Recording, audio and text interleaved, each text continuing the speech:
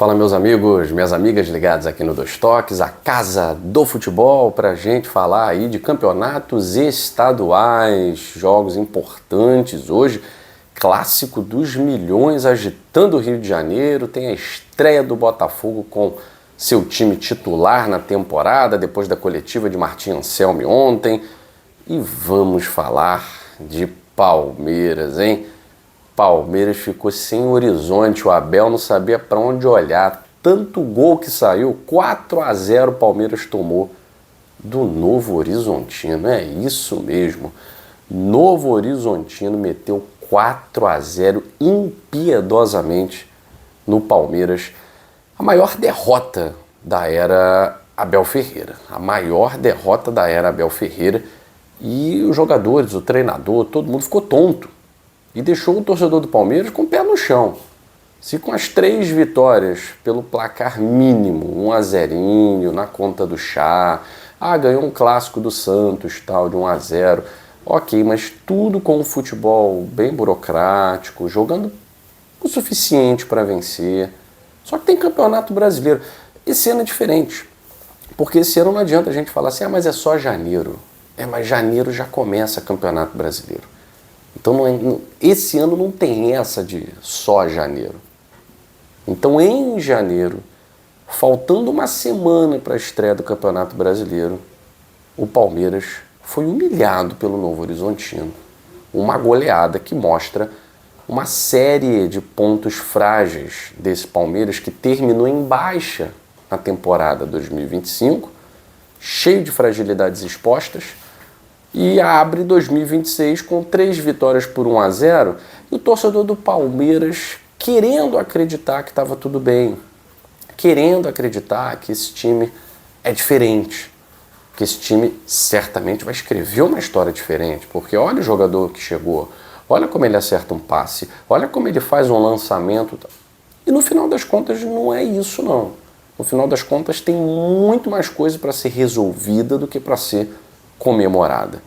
A lateral direita do Palmeiras ela não se resolveu. Desde a saída do Highlander, Marcos Rocha, Mike, o Palmeiras não conseguiu encontrar um lateral. Giai, Kelvin, o Palmeiras não está conseguindo encontrar laterais. Piquerez caiu muito pelo lado esquerdo. E o Palmeiras vem nessa fragilidade, tanto no apoio ao ataque, como também na defesa. O Palmeiras ontem tentou, ao contrário do que a gente viu em alguns jogos, aquela saída mais curta, né, com a troca de passes, começando ali com o Gustavo Gomes, às vezes com o Murilo e tal. O Palmeiras teve mais posse de bola que o Novo Horizontino, mas, por exemplo, no primeiro tempo, ele conseguiu finalizar menos, tendo quase 67% de posse de bola. Ele finalizou menos que o Novo Horizontino. Ele deu 3 finalizações, o Novo Horizontino 4 com menos posse de bola. Então, mais posse de bola para esse time do Abel Ferreira não está significando posse de bola inteligente, né? E alguns jogadores que vieram com, não vou dizer obrigação, mas com a expectativa, né, de gerarem frutos dentro de campo, caso do Emiliano Martínez, que não está jogando bola. Até agora, Emiliano não se encontrou. Tanto que o torcedor do Palmeiras já começa até a considerar Marlon Freitas como primeiro volante, não deixa o Marlon Freitas ali, não sabem o que está acontecendo. Não sabem da missa à metade se colocarem Marlon Freitas como primeiro volante, né? Enfim, vamos aguardar esse Palmeiras melhorar. O Campeonato Paulista é tiro curto e semana que vem tem Campeonato Brasileiro. Né? 4-0, olha, tá doendo aí na cabeça do torcedor do Palmeiras, né? Bom, hoje tem Vasco e Flamengo, também a decisão do presidente do Flamengo, BAP, acabou gerando essa inconveniência, né, do presidente do Flamengo de querer simplesmente apitar em tudo, desconsiderar planejamento. Havia um planejamento do departamento de futebol. E a decisão foi do presidente. O BAP interveio no departamento de futebol, no planejamento do departamento de futebol, para colocar o time titular nessa partida contra o Vasco.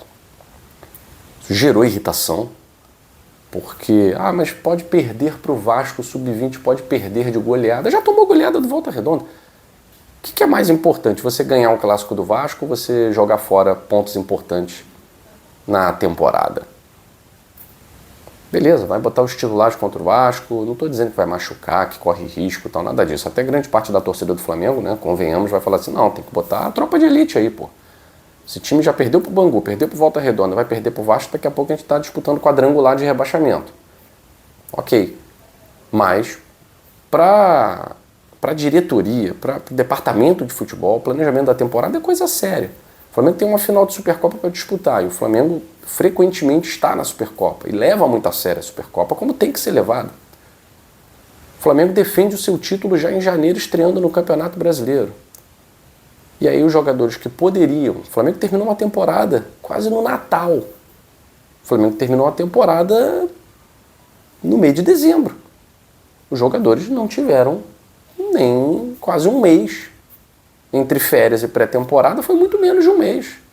Os jogadores foram basicamente forçados a voltar antes, devido ao planejamento que foi para o ralo. Então, assim, essa decisão do BAP de intervir no departamento de futebol, colocando o time titular hoje contra o Vasco, irritou algumas pessoas bem importantes, inclusive o Felipe Luiz, tá? Claro que ele vai negar para não gerar aquela pinima interna, né? Mas tá todo mundo muito aborrecido, porque a grande verdade é que é clássico dos milhões e tal, mas para o Flamengo quer ser campeão da Supercopa no dia 1º, o Flamengo quer continuar sendo campeão brasileiro.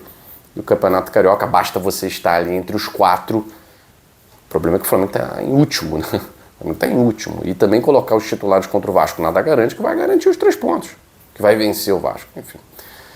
O Vasco, claro, está na dele, né? Vai colocar também sua força máxima, poupou jogadores contra o Nova Iguaçu, rodou um pouquinho o elenco. O time titular venceu o Maricá por 4-2, mostrando alguns problemas, né? Não está tudo bem, não.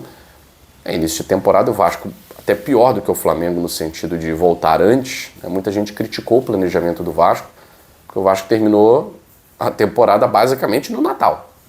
A final da Copa do Brasil foi 3 dias depois da final do Intercontinental. O Flamengo perdeu para o PSG e o Vasco perdeu para o Corinthians. Então os jogadores do Vasco também quase não tiraram férias, pré-temporada praticamente não existiu, e o Vasco já foi exposto aí a um jogo contra o Maricá, né? Tudo pensando nesse jogo contra o Flamengo. Então, jogou contra o Maricá para descansar o elenco, rodar o elenco no jogo contra o Nova Iguaçu. O Vasco acabou empatando e vai jogar agora contra o Flamengo. Bom, vamos ver, medir forças nesse início de temporada que já começa valendo, porque, repito, daqui a uma semana tem estreia no Brasileirão. Hoje também tem Botafogo com a sua cavalaria, com o seu time principal, ainda com desfalques em relação à questão do transfer ban, né? E a gente quer ver esse time do Martim Anselmo jogando com 3 zagueiros, liberando os 2 laterais, funcionando como alas. Como é que vai ser o Savarino nesse time do Martim Anselmo, jogando junto com o Montoro.